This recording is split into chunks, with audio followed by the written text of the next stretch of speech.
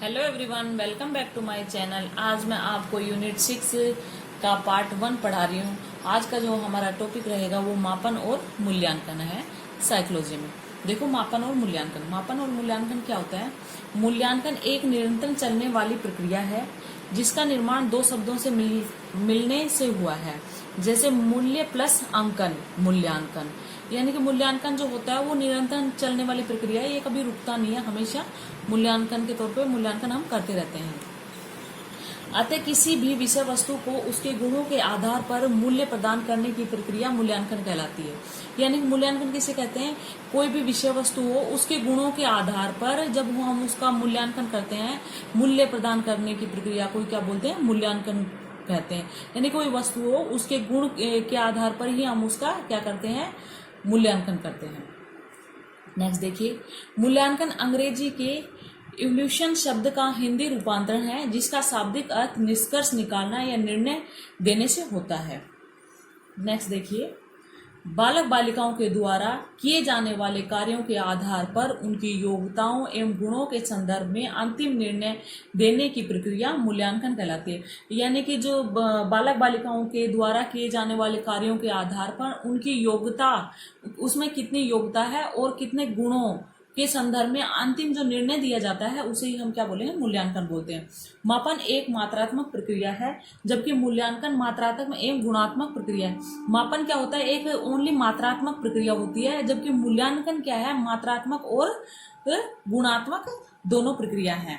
मापन में किसी भी विषय वस्तु को उसके गुणों के आधार पर अंक प्रदान किए जाते हैं। मापन में क्या होता है कि जो विषय वस्तु होती है उनके एक गुणों के आधार पर क्या होते हैं, अंक प्रदान किए जाते हैं, जबकि मूल्यांकन में विषय वस्तु को उसके गुणों के आधार पर मूल्य प्रदान किया जाता है। यानी गुणों के आधार पर क्या किया जाता है, मूल्य प्रदान किया जाता है। इसमें किसमें, मूल्यांकन में। मूल्यांकन और मापन, मूल्यांकन में क्या है, मूल्य प्रदान किया जाता है, मापन में क्या होता है, अंक प्रदान किए जाते हैं। फिर देखिए, मूल्य दो प्रकार के होते हैं, गुणात्मक और मात्रात्मक। तो उसे क्या हो जाएगा, मूल्यांकन हो जाएगा किसी बच्चे या किसी का भी। मापन में क्या है कि अंक देंगे, वो क्या होता है, मात्रात्मक होता है, तो उसे हम मापन बोलते हैं। अतः किसी भी विषय वस्तु को अंक प्रदान करने की प्रक्रिया मापन व मूल्य प्रदान करने की प्रक्रिया मूल्यांकन कहलाती है। यानी कि किसी भी विषय वस्तु को अंक जब प्रदान करते हैं तो उसे हम मापन बोलेंगे, और जब उसे ये मूल्य प्रदान करेंगे तो क्या बोलेंगे, हम उसे मूल्यांकन बोलेंगे। मूल्यांकन बालक बालिकाओं का सर्वांगीण विकास करने वाली प्रक्रिया। मूल्यांकन क्या होता है कि बच्चे का सर्वांगीण विकास करता है, क्योंकि मूल्यांकन का संबंध बालक बालिकाओं के ज्ञानात्मक, भावात्मक और क्रियात्मक तीनों पक्षों से होता है। ये मूल्यांकन क्या होता है कि बच्चों का सर्वांगीण विकास करता है। इसका जो वो होता है, इसका संबंध होता है वो ज्ञानात्मक, भावात्मक, क्रियात्मक तीनों पक्षों से होता है। जबकि मापन का संबंध केवल ज्ञानात्मक पक्ष से होता है। मापन मूल्यांकन के परिणामों को व्यक्त करने की मात्रात्मक प्रक्रिया है। मापन क्या है, मूल्यांकन के परिणामों को व्यक्त करने की मात्रात्मक प्रक्रिया है। कक्ष में शिक्षण द्वारा बालक बालिकाओं को अपनी विषय वस्तु का शिक्षण करवाने के बाद बालक बालिकाओं के व्यवहार में होने वाला परिवर्तन निर्धारण करने की प्रक्रिया मूल्यांकन कहलाती है। यानी कि क्या होता है, जब कक्षा में शिक्षक द्वारा जब बालक या बालिकाओं को अपने विषय वस्तु के शिक्षण करवाने के बाद जब उनके व्यवहार में होने वाले परिवर्तन का निर्धारण किया जाता है तो हम उसे क्या बोलेंगे, ये मूल्यांकन बोलते हैं। यानी कि कोई बच्चा को कुछ भी पढ़ाया है, कुछ सिखाया है, तो कितना उसके व्यवहार में परिवर्तन आया है उसे ही हम क्या बोलते हैं, मूल्यांकन बोलते हैं। नोट पॉइंट देखिए, मूल्यांकन बालक बालिकाओं की योग्यता का निर्धारण करने की प्रक्रिया। मूल्यांकन क्या है, जो बच्चे होते हैं उनमें कितनी योग्यताएं हैं उसका निर्धारण करने की प्रक्रिया है।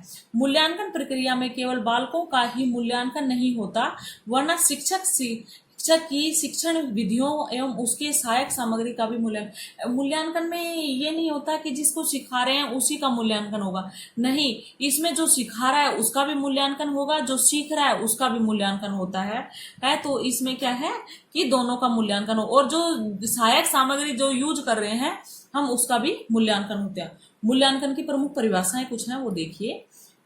माइकलिस के अनुसार मूल्यांकन प्राप्त उद्देश्यों की प्राप्ति की सीमा का निर्धारण करने वाली प्रक्रिया। मूल्यांकन क्या है? मूल्यांकन प्राप्त उद्देश्यों की प्राप्ति की सीमा का निर्धारण करने वाली प्रक्रिया है। राइट स्टोन के अनुसार देखिए, मूल्यांकन वह प्रक्रिया है जो मापन के व्यापक स्वरूप को प्रकट करती है। उन्होंने बताया कि मूल्यांकन क्या, कौन सी प्रक्रिया है जो उसके व्यापक स्वरूप को प्रकट करती है, वो मूल्यांकन है। दांडेकर के अनुसार देखिए, शैक्षणिक उद्देश्यों की पूर्ति कितनी मात्रा में हुई है, इसका निर्धारण करने की प्रक्रिया मूल्यांकन कहलाती है। यानी कि शैक्षणिक उद्देश्यों की पूर्ति कितनी मात्रा में हुई है, कितना उसे शिक्षा में ग्रहण हुआ है, तो उसका निर्धारण करने के लिए ये जो प्रक्रिया यूज होती है उसे मूल्यांकन कहते हैं। एडलर के अनुसार देखिए, मूल्यांकन बालक बालिकाओं की योग्यता का निर्धारण करने वाली प्रक्रिया, बालक बालिकाओं को योग्यता निर्धारण करने वाली प्रक्रिया।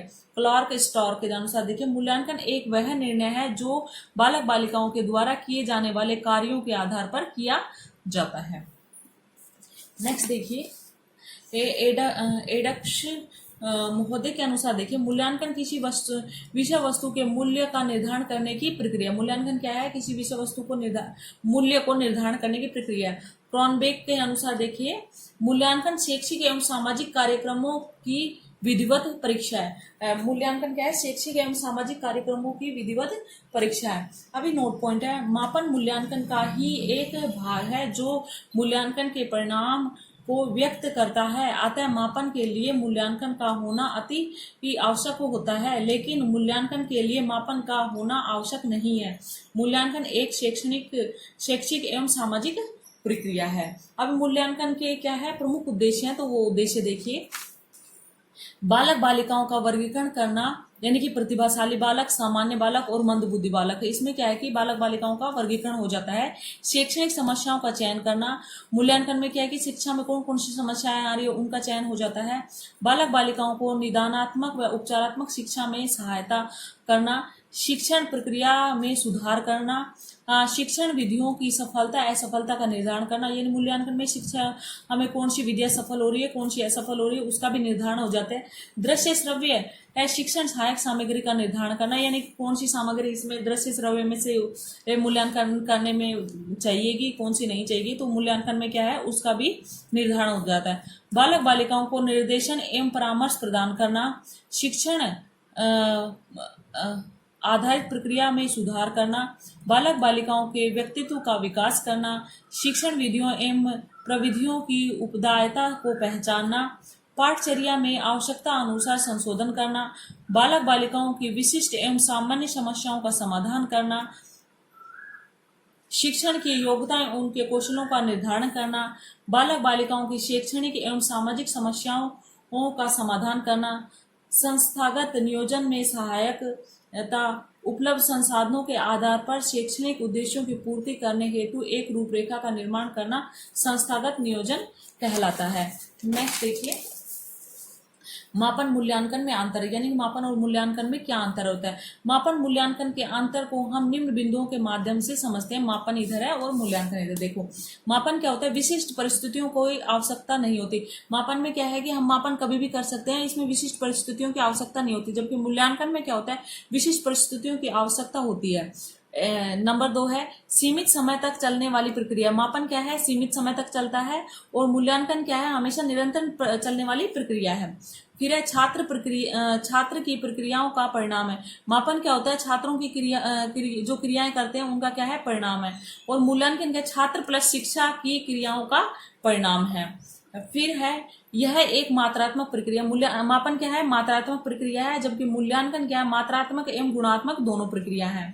इसके अंक प्रदान किए जाते हैं। मापन में क्या होता है, अंक प्रदान किए जाते हैं, और जबकि मूल्यांकन में क्या होता है, इसमें मूल्य का निर्धारण किया जाता है। फिर है मापन का संबंध ज्ञानात्मक पक्ष से होता है, और ज्ञान प्लस भाव प्लस क्रियात्मक पक्षों से का संबंध है। मूल्यांकन क्या है, ज्ञान भाव और क्रियात्मक यानी कि तीनों पक्षों से होता है। उद्देश्य प्राप्ति का साधन है। मापन क्या है, उद्देश्य प्राप्ति का साधन है। मूल्यांकन क्या है, साध्य के रूप में प्रकट करते हैं। फिर क्या है, मापन कम समय की आवश्यकता होती है, अधिक समय की आवश्यकता। मूल्यांकन में अधिक समय की आवश्यकता होती है, और मापन में कम समय की होता है। मापन में क्या होता है कि कम श्रम व धन की आवश्यकता होती है, जबकि मूल्यांकन में क्या होता है, अधिक श्रम व धन की आवश्यकता होती है। इसमें भविष्यवाणी संभव नहीं होती। मापन में क्या होता है, भविष्यवाणी संभव नहीं होती है, और जबकि इसमें ये मूल्यांकन में भविष्यवाणी संभव हो जाती है। मापन एक औपचारिक प्रक्रिया है, मूल्यांकन औपचारिक व अनौपचारिक प्रक्रिया दोनों है। अभी मूल्यांकन के प्रकार है। मूल्यांकन के दो प्रकार के होते हैं, रचनात्मक, निर्णयात्मक मूल्यांकन, यानी रचनात्मक बोल सकते हैं, निर्णयात्मक भी बोल सकते हैं। योगात्मक और संकल्पात्मक मूल्यांकन, अंतिम मूल्यांकन भी बोल सकते हैं। योगात्मक मूल्यांकन भी बोलेंगे, संकल्पात्मक भी बोलेंगे, अंतिम मूल्यांकन भी बोलते हैं। तो रचनात्मक मूल्यांकन क्या होता है? कक्षा शिक्षण के दौरान बालकों की योग्यता का निर्धारण करना रचनात्मक मूल्यांकन कहलाता है। योगात्मक मूल्यांकन सत्र की समाप्ति के पश्चात बालक बालिकाओं की योग्यताओं का निर्धारण करना क्या कहता है? योगात्मक मूल्यांकन कहलाता है। रचनात्मक योगात्मक मूल्यांकन, मूल्यांकन के इस भाग का प्रयोग शिक्षण द्वारा कक्षा शिक्षण के दौरान किया जाता है। रचनात्मक मूल्यांकन के अंतर्गत शिक्षक द्वारा बालक बालिकाओं को पाठ के बीच बीच में प्रश्न पूछे जाते हैं। रचनात्मक मूल्यांकन के अंतर्गत कक्षा शिक्षण के साथ साथ शिक्षण द्वारा इस बात का निर्धारण किया जाता है कि बालक बालिकाओं की अनुमतियों, अभिव्यक्तियों तथा उसके ज्ञान ग्रहण में वृद्धि हो रही है या नहीं। रचनात्मक मूल्यांकन का प्रयोग सदैव कक्षा शिक्षण के दौरान किया जाता है। बालकों के कार्य करने की रुचियों का निर्धारण भी इसी भाग में होता है। नेक्स्ट है योगात्मक, संकलनात्मक, अंतिम मूल्यांकन बोलते हैं, जिसे मूल्यांकन के इस